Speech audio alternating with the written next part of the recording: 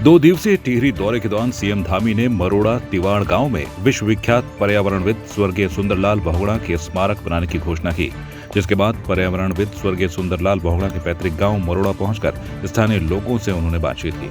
मुख्यमंत्री ने लोगों से मिलकर उनका हालचाल जाना और उनके द्वारा चलाए जा रहे विभिन्न होम स्टे की सराहना की। इस दौरान होम स्टे स्थित खेतों में पावर वीडर से जुताई कर लोगों का ध्यान आकर्षित किया।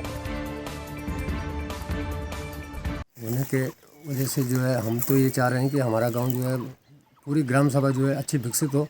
और हमारे मुख्यमंत्री साहब आए थे तो वो हमारे गांव के पास रुके, तो उन्होंने बोला कि मैं अपनी तरफ से जो भी मेरे से होगा, लेकिन ये स्मारक जो है ज़रूर बने। उनको अभिनंदन पत्र दे रखा है, उसमें समस्याएं लिखी हुई है और यहाँ पर जो है गदरी में जो है एक वो होना चाहिए, वो उसमें लिखा हुआ है। और यहाँ से जो है बोटिंग का एक वो होना चाहिए स्टेशन, बोटिंग स्टेशन में होना चाहिए। दूसरे में यहाँ पर इतना डेवलपमेंट होना चाहिए ताकि यहाँ पर जो है खूबसूरती, झील की खूबसूरती जो है सभी पैसेंजर को नज़र आ जाए, है कि नहीं। और फिर यहाँ पर कोई ऐसी चीज़ बन जाए हमेशा के लिए जो कि स्मारक के रूप में, जैसे कि सुंदरलाल जी का स्मारक बन रहा है, वैसे वहाँ पर यहाँ पर एक सरकारी जो है या रेस्ट हाउस बने या कोई स्कूल जो है लड़कियों का स्कूल बने, कुछ बने, इस तरह से ये यहाँ पर होना चाहिए। प्रख्यात पर्यावरणविद श्री सुंदरलाल बहुगुणा जी का पैतृक गांव भी है और यहाँ पर उनका पैतृक मकान भी स्टार्ट है। ये आप पीछे देख रहे हैं, पैतृक मकान भी स्थित है। और इसी को देखते हुए गांव वालों ने मांग रखी थी माननीय मुख्यमंत्री जी के सामने कि श्री सुंदरलाल बहुगुणा जी के पैतृक भवन को जो है एक संग्रहालय के रूप में विकसित किया जाए, ताकि लोग जान सकें कि सुंदरलाल बहुगुणा जी का गांव कहाँ पे था, उनके घर की स्थिति कैसी थी। और प्रशासन द्वारा अगर ये कार्य किया जाता है, जैसे कि माननीय मुख्यमंत्री जी द्वारा घोषणा की गई, लोगों को विश्वास है कि ये होके रहेगा, तो हम यही मांग करेंगे कि ये कार्य सरकार जो है इसमें शुरुआत करे और ये संग्रहालय बने, ताकि लोग जाने, मरोड़ा गांव को जाने, तिवाड़ गांव को जाने और आसपास के गाँव को भी पहचान मिलेगी इससे।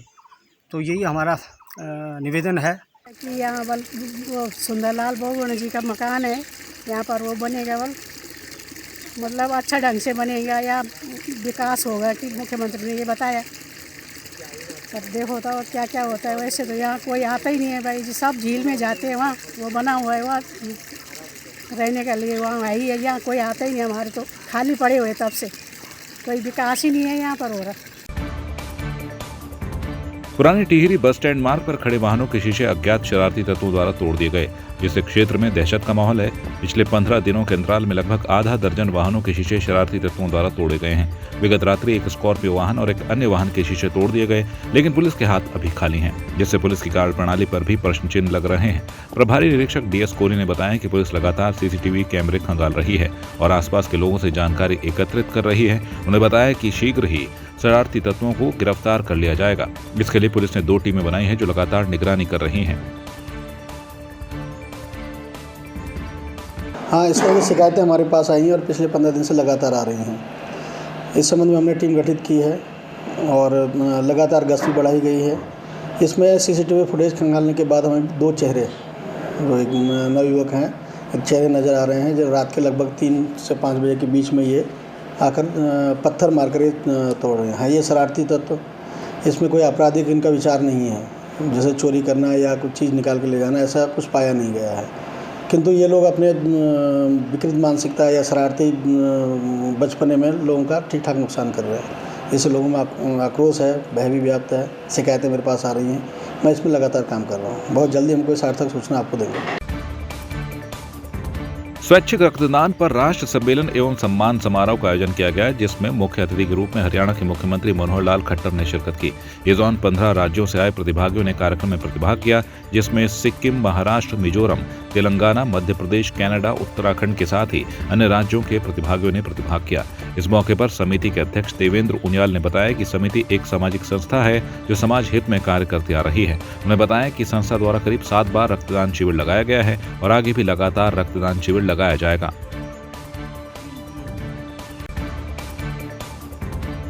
कुछ दिनों पूर्व पौड़ी ब्लॉक के अंतर्गत निसणी गांव में जल जीवन मिशन की खुली पाइपलाइन पर उलझकर गांव का ही एक ग्रामीण गिर गया और घायल हो गया, जिसके चलते घायल को पौड़ी जिला अस्पताल में भर्ती करना पड़ा।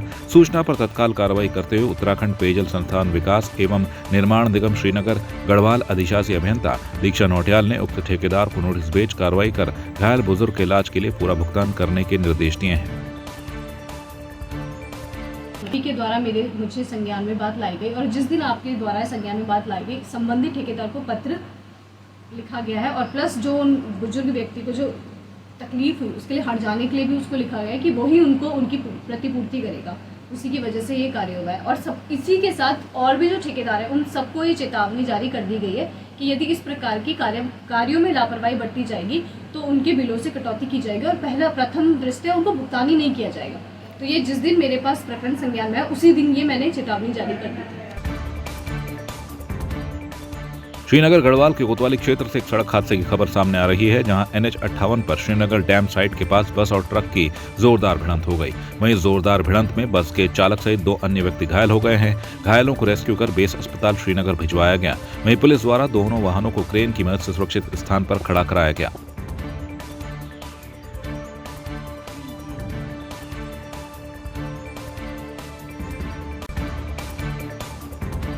दून पुस्तकालय और शोध केंद्र देहरादून के सभागार में जिला योजना समिति के निर्वाचित सदस्यों, नामित सदस्यों और क्षेत्र पंचायत प्रमुखों को जिला योजना संरचना की जानकारी देने के लिए कार्यशाला आयोजित की गई। इस कार्यशाला में देहरादून के मेयर सुनील उनियाल गामा, जिला पंचायत अध्यक्ष मधु चौहान, मुख्य विकास अधिकारी झरना कमठान शामिल रहे। कार्यशाला में शासन से प्राप्त निर्देशों, बीते वर्षों में की गई कार्रवाई और आगामी वित्तीय वर्ष की कार्य योजना को विस्तृत रूप से रखा गया। इसके अलावा आम जनमानस के लिए योजना संरचना कैसे तैयार की जाए, उस प्रक्रिया को भी सदस्यों को बताया गया। योजना समिति के निर्वाचित और नामित सदस्य गणों के लिए एक कार्यशाला आयोजित की गई है, क्योंकि गत 2-3 वर्षों से कोविड-19 की वजह से ये कार्यशाला आयोजित नहीं हो पाई, तो अभी इसको काफ़ी समय के बाद किया जा रहा है। और इसका उद्देश्य ये है कि जो हमारे जिला पंचायत, क्षेत्र पंचायत के निर्वाचित सदस्य हैं, साथ ही नगर निगम के भी सदस्यगण हैं, उनको इस संबंध में जानकारी प्रदान करना हमारी जिला योजना की संरचना के संबंध में। और उम्मीद है कि हमारा ये जो कार्यशाला है ये काफ़ी महत्वपूर्ण होगी और इससे सभी लोगों को, हमारे जो माननीय सदस्यगण हैं, उनको एक अच्छी जानकारी इसके माध्यम से प्रदान की जाए। जाखन में अतिक्रमण हटाए जाने के दौरान हुए विवाद में अब 5 बीजेपी पार्षदों समेत 21 लोगों के खिलाफ मुकदमा दर्ज किया गया है। इन पर बवाल, मारपीट, जबरन घर में घुसना और छिनौती का आरोप है। यह कार्रवाई पुलिस ने पहले मुकदमे में आरोपी प्रवीण भारद्वाज की शिकायत पर की है। वहीं अब जिन पार्षदों पर मुकदमा हुआ था उनके द्वारा प्रेस वार्ता कर अपनी सफाई दी गई है। पार्षदों के अनुसार 2 पक्षों में मारपीट जरूर हुई है, लेकिन पहल प्रवीण भारद्वाज द्वारा की गई थी और पार्षद संजय नौटियाल द्वारा आत्मरक्षा में हाथापाई की गई थी। पार्षदों की मांग है कि प्रशासन इस पूरे मामले की निष्पक्ष जांच करे और सभी तथ्यों के आधार पर फैसला करे कौन सही था और कौन गलत। जिन लोगों द्वारा अतिक्रमण किया गया है वो हटाया जाए। MDDA, नगर निगम, राजस्व तीनों टीमें संयुक्त रूप से टीम जांच करे और DM महोदय की नेतृत्व में इसकी जांच होनी चाहिए। मगर जैसे ही जिस दिन से ये प्रकरण शुरू हुआ, क्योंकि अभी तक अखबारों के माध्यम से, TV चैनलों के माध्यम से सिर्फ उसी व्यक्ति को दिखाया गया, हम लोग सामने नहीं आए थे। हमने पुलिस से कहा कि अगर वो CCTV फुटेज दिखाता है पूरी देख लीजिएगा, हम लोगों की जांच कर लीजिएगा, उसके बाद आप अपनी कार्रवाई कीजिएगा। उत्तराखंड में कांग्रेस ने बीजेपी के नेताओं पर राष्ट्रीय ध्वज के अपमान का आरोप लगाया है। वहीं बीजेपी की प्रवक्ता मधु भट्ट ने कहा, झंडा हमारा राष्ट्रीय ध्वज है, हम इसका सम्मान करते हैं। जिस प्रकार की बयानबाजी कांग्रेस कर रही है, आरोप लगा रही है, ये बिल्कुल झूठ है। मधु भट्ट ने कहा, इस तरह की कोई बात अगर हुई है तो उस पर संज्ञान लिया जाएगा और विचार भी किया जाएगा। देखिए, कांग्रेस तो हमेशा से ही आप देखेंगे हमारी सेना का लगातार जिस प्रकार से सर्जिकल स्ट्राइक हो, सेना के ऊपर हमेशा कुछ न कुछ तरीके से बोलती रहती है। लेकिन देखिए, हम राष्ट्रीय जो हमारा ध्वज है उसका सम्मान करते हैं और सर्वोच्च जो हम अपने जो पूरे भारत के वासी हैं, अपने प्राणों को न्यौछावर करने वाले उस ध्वज का हम सम्मान करते हैं। लेकिन जिस प्रकार की जो बयानबाजी कांग्रेस उतर आई है, ये बिल्कुल ही मिथ्या है, बिल्कुल झूठ है, क्योंकि यह एक रंगोली बनाई हुई थी और उस रंगोली को ही वो इस तरीके से आरोपित कर रहे हैं। देखिए, क्योंकि कई बार होता है कि कई युवा हों चाहे महिलाएं हैं, बिल्कुल निश्चित रूप से रंगोलियाँ जो टैटू के रूप में भी ट्राई कलर जो होता है वो अपने चेहरे पर भी बनाते हैं और नीचे जो रंगोली बनाते हैं उसमें एक ट्राई कलर के रूप में रंगोली भी बनाई जाती है। तो ये एक रंगोली ही थी और अगर कहीं ऐसी कोई अगर बात होती है तो निश्चित रूप से उसको संज्ञान में लिया जाएगा और इसमें गंभीरता के साथ विचार भी किया जाएगा। उत्तराखंड में एक बार फिर से पश्चिमी विक्षोभ सक्रिय हो गया है। मौसम विभाग के मुताबिक अगले 24 घंटों में देहरादून, चमोली, उत्तरकाशी, रुद्रप्रयाग, बागेश्वर, टिहरी, पौड़ी में कहीं कहीं बारिश होने की संभावना है, जबकि 3500 मीटर या उससे अधिक ऊंचाई वाले इलाकों में बर्फबारी होने की संभावना है। बारिश और बर्फबारी को लेकर मौसम विभाग ने येलो अलर्ट जारी किया है।